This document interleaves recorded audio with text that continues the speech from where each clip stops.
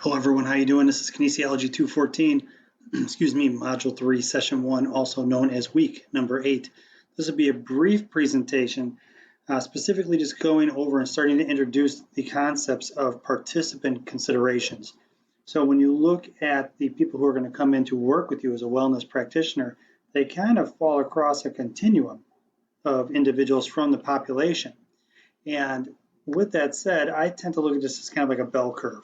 And I hope by now you all are familiar with a normal distribution in a bell curve, where you have a good, 68% of the population falls within one standard deviation to the right or left.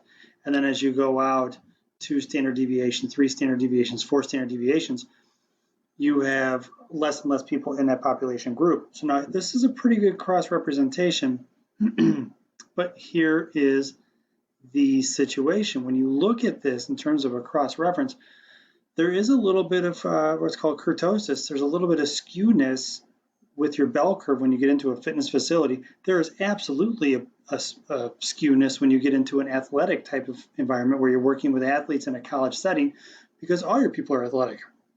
And so perhaps you might use a little different bell curve setup.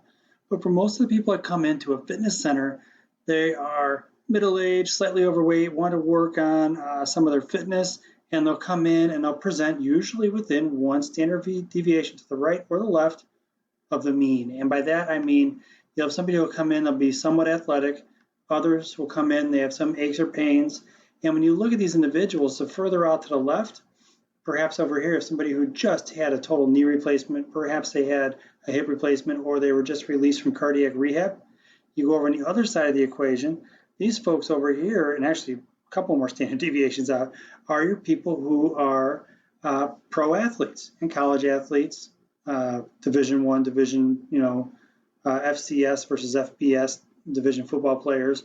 And then you get a little further down, you might have college or high school players or some people who are truly gifted. But realize you can place anybody in this bell curve after you evaluate them for their current station of fitness, meaning where they are in terms of their fitness.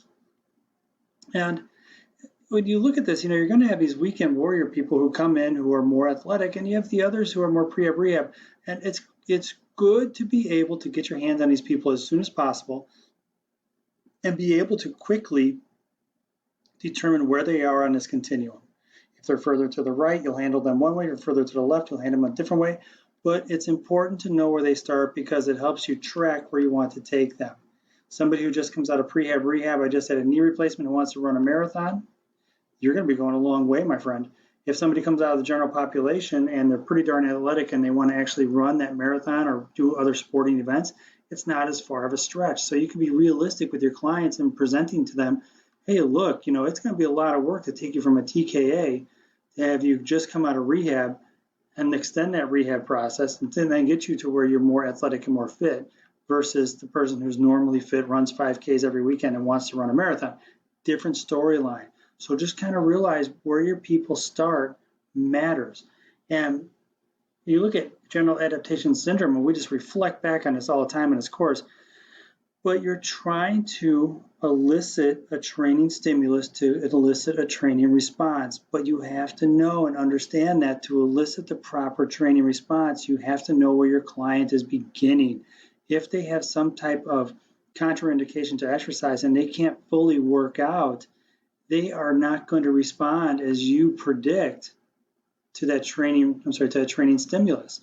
So to that end, you have to realize the proper training stimulus is dependent upon who the person is, but the proper training stimulus is also dependent upon where they are in the process.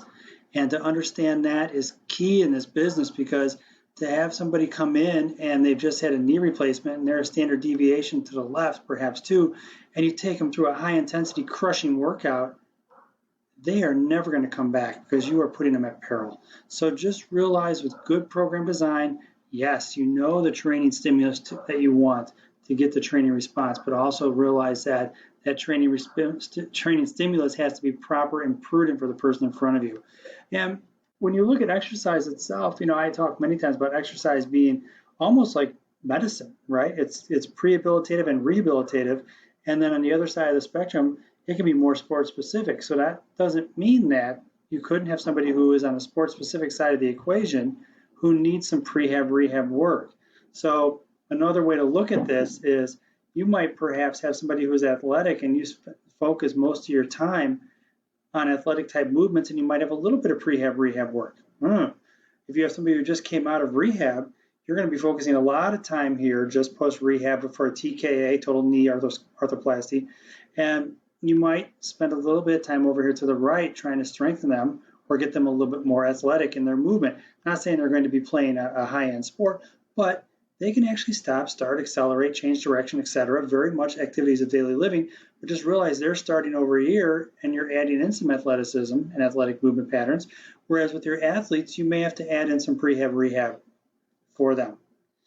And it all depends upon, again, where the person starts and what it is they're trying to accomplish. I hope that clarifies in terms of population.